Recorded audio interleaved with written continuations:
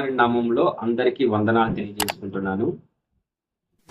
చాలా మంది దేవుణ్ణి విడిచిపెట్టి బ్రతుకుతూ ఉంటారు. దేవుణ్ణి విడిచిపెట్టి బ్రతకడం అంటే ఏంటంటే,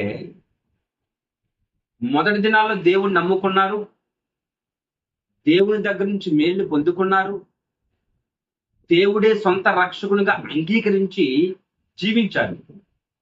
మరలా లోకం వైపు చూసి సాతానుడు పెట్టిన మోసంలో పడిపోయి హృదయాన్ని ఖాళీగా ఉంచడం ద్వారా ఆ హృదయాన్ని సాతానుగాని మోసపుచ్చి లోకం వైపు తిప్పుతాడు. వాడు మోసంలో పడిపోయి లోకమే బాగుంది కదా, లోకానుసారంగా బ్రతుకుచున్న అన్యులే బాగున్నారు కదా, మాకేంటి శ్రమలు, మాకేంటి కష్టాలు, మాకేంటి ఇబ్బందులు, అదే లోకంలో ఉంటే ఎటువంటి నిబంధనలు ఉండవు, ఎటువంటి రిస్ట్రిక్షన్స్ ఉండవు, మమ్మల్ని ఎవరు ఆపేవారు ఉండరు, ప్రార్థన చేయవలసిన అవసరం లేదు, దేవుడి సన్నిధికి వెళ్ళవలసిన అవసరం లేదు, పరిశుద్ధంగా జీవించాల్సిన అవసరం లేదు, పాపము చేస్తే అడిగేవారు ఎవరు ఉండరు.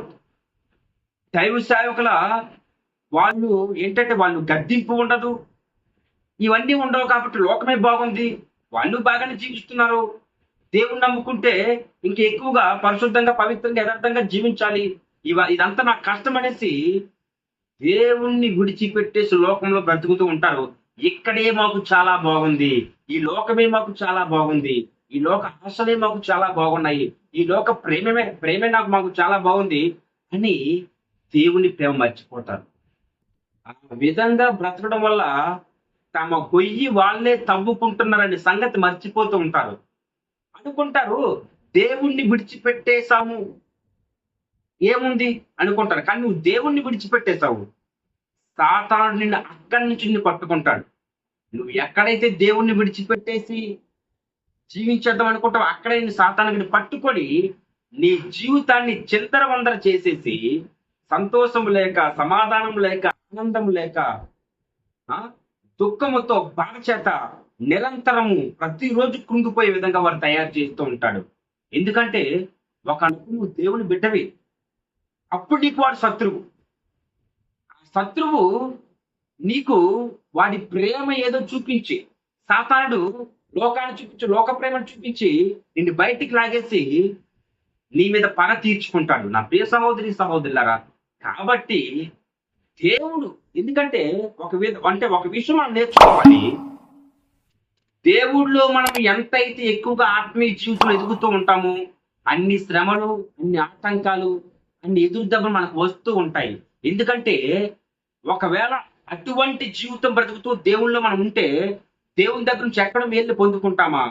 దేవుడు ఎక్కడ మనల్ని గొప్ప వ్యక్తులుగా చేస్తాడా? దేవుని యొక్క అభిషేకం ఎక్కడ మనకి ఇచ్చేస్తాడా? అభిషేకంతో మన సాతానుని గద్దించేస్తాము, సాతానుని ఎదిరించేస్తాము. కాబట్టి వాడు ఒప్పుకోడు. ఆత్మీయ జీవితంలో స్టార్టింగ్ ధ్యానంలోనే ఎదుగుతున్నప్పుడు వాడు తుంచేద్దామని చూస్తూ ఉంటాడు. కాబట్టి వాటికి మనం భయపడిపోకూడదు. కాబట్టి లోకం బాగుంది కదా, లోకాసలు బాగుంది, చాలా మంది దేవుణ్ణి విడిచిపెట్టేసి ఈ వాక్యం ఎవరైతే ఉంటున్నారో, ఎంతవరకైతే ఈ వాక్యం వెళ్తుందో ప్రతి ఒక్కరు విన్నవారు గుర్తు పెట్టుకోవాలి. చాలా మంది దేవుణ్ణి విడిచిపెట్టేసి తిరుగుతున్నారు. ఇది వార్నింగ్ అనుకోవచ్చు, లేకపోతే ఇంకేదో అనుకోవచ్చు. కానీ మీరు బ్రతికేద్దాం అనుకుంటున్నారు తప్ప నిజమైన బ్రతుకు అది కాదు. సాతానుడు మిమ్మల్ని మీ మీద ఒక టార్గెట్ పెట్టుకున్నాడు. వాడి కాళ్ళ కింద మీరున్నారు. కాబట్టి మనము దేవుడు తమ భుజాల మీద తన సంకని ఎత్తుకొని మనల్ని పోషిద్దామని దేవుడు చూస్తుంటే మనం సాతానుడి కాళ్ళ కింద బ్రతికే విధంగా మనం తయారవుతున్నాం. ప్రియ సహోదరి సహోదరులారా, యోబుని దేవుడు సాతానుడికి అప్పగించడం అంటే వాడి పరీక్ష. దేవుని పరీక్షలు యోబు ప్రతి విషయంలో నెగ్గాడు. సొంత కుమార్తెలు కోల్పోయారు, ఆస్తులు కోల్పోయి, ఒక్క భార్య తప్ప ఇంకెవ్వరం మిగలలేదు. ఆ భార్య కూడా సాతానుడు ఆ భార్య హృదయాన్ని కూడా శోధించేసి నువ్వు చనిపోవచ్చు కదనేసి యోబు దగ్గరికి వెళ్ళి ఒకనప్పుడు ఆ భర్తకు లోబడి ఉన్న భార్య యోబు దగ్గరికి వెళ్ళి ఇప్పుడు నువ్వు చనిపోవచ్చు కదా, ఎందుకు ఈ జీవితము, దేవుణ్ణి దూషించి చనిపో అంటదనమాట. అయినను కూడా మూర్ఖురాలు మాట్లాడుతున్నట్లు నువ్వు మాట్లాడుకో, మేలు అనుభవించడం మనకు తగినప్పుడు కీడు అనుభవించడం మనకు తగదనేసి విశ్వాసముతో యోబు మాట్లాడుతూ ఉంటాడు. ఆ విశ్వాసాన్ని అలాగ చాటుకున్నాడు కాబట్టి మరలా ఎంతైతే కోల్పోయాడు దానికి 2-3 ఇంతలు యోబు పొందుకున్నాడు. ఏ సహోదరి సహోదరులారా, ఈరోజు మన శ్రమలు వస్తున్నాయా? ఈరోజు మనము ఏదైనా ఒక విషయాన్ని అంటే ఏదైనా మనకున్నది కోల్పోయామా? కానీ దేవుడు మనల్ని పరీక్షిస్తున్నాడు గుర్తించి, అది కోల్పోయిన బాధపడదు, దానికి రెట్టింపు ఘనత దేవుడు మనకిస్తాడు. కాబట్టి లాస్ట్ గా వచనం చెప్పుకొని ఈ వాక్యాన్ని ముగించుకుందాము. అది కోయబడక ముందు బహు పచ్చగా ఉన్నది కానీ ఇతర మొక్కలన్నిటికంటే త్వరగా వాడిపోవును. దేవుణ్ణి మరచువారందరికైతే అట్లే ఉండడు.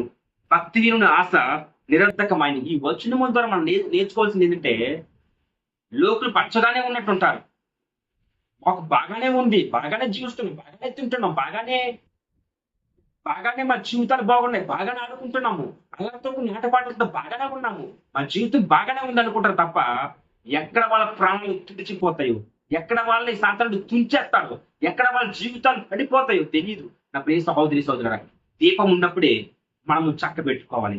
మనలో ఆత్మ ఉన్నప్పుడే మన జీవితాన్ని మార్చుకొని దేవునికి ఇవ్వాలి. కాబట్టి దేవుళ్ళలోనే ఉందాము, దేవుని కొరకే జీవితము, దేవుడే మన సొంత రక్షణ అంగీకరిద్దాము. మన ప్రాణం పోయినంత వరకు దేవునితో నడుద్దాము. ఆ దేవుడే ప్రభువైన యేసుక్రీస్తు. కాబట్టి దేవునితో ఉందాము, దేవుని కొరకు జీవితం. చిన్న వాక్యము దేవుడు దీవించును గాక.